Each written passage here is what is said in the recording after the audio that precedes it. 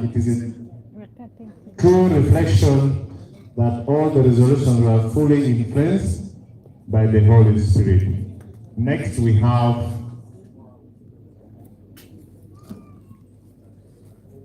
Arua Diocese.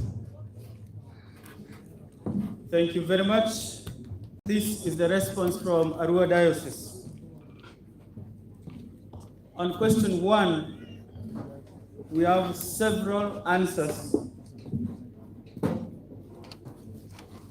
Question 1, we have the following answers. What disrupts peace?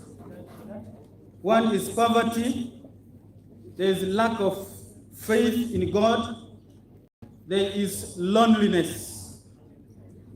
There is also abandonment. When you are abandoned, you don't have peace. There is also stress factor. You have so many issues around, you are stressed. There is also the element of segregation.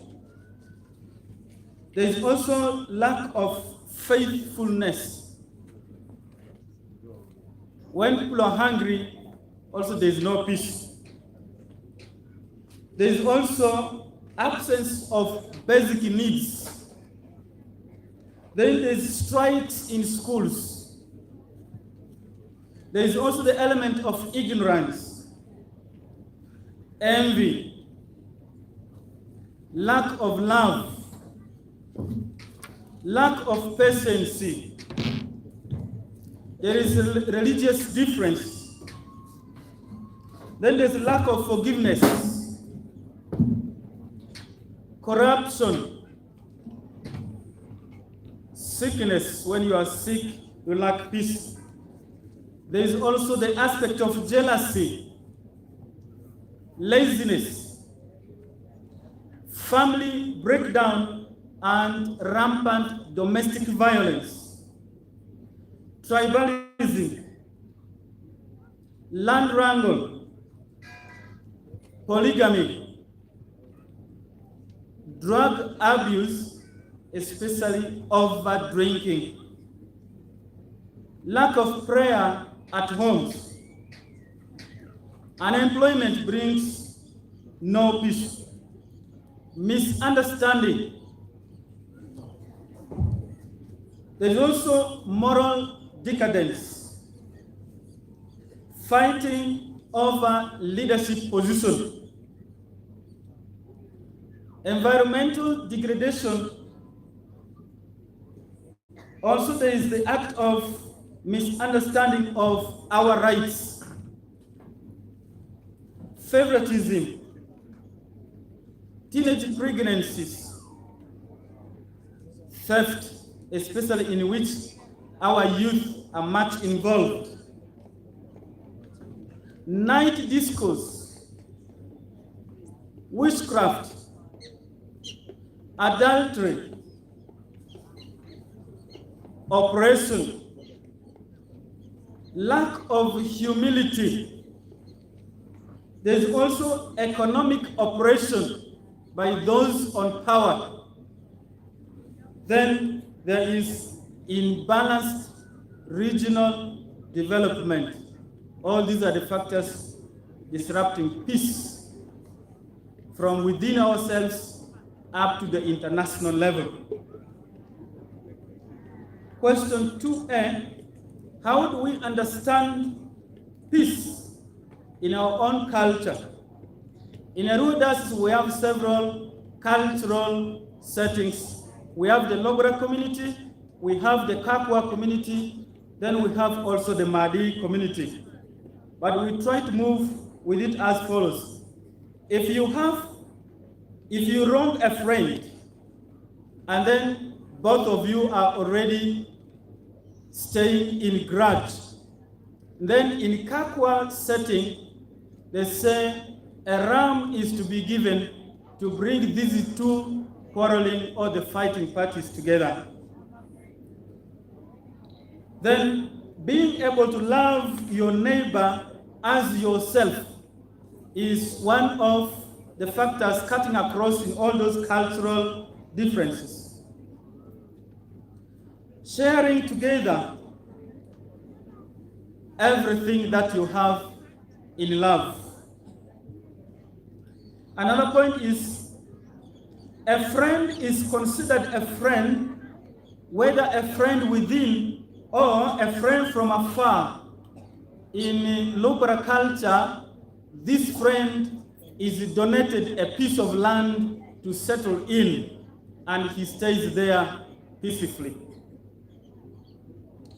Then cultural values matters, they tend to oppress freedom or our different rights, especially to the ladies or the women. This time, it is becoming much more improved. Women are not now oppressed as before.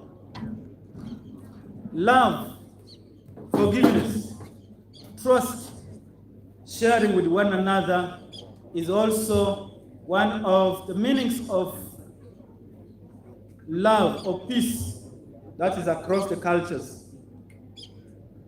Then, marriage between cultural differences.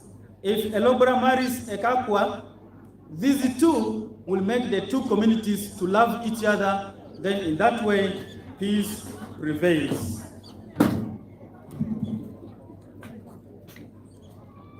So to the next question, 2b. Mention the practices that can bring peace in our communities today. 1, if all members unite to work together, they can bring peace and stay in peace. 2, if we need peace, we should fear God as God is peace. If we need peace, we should forgive each other.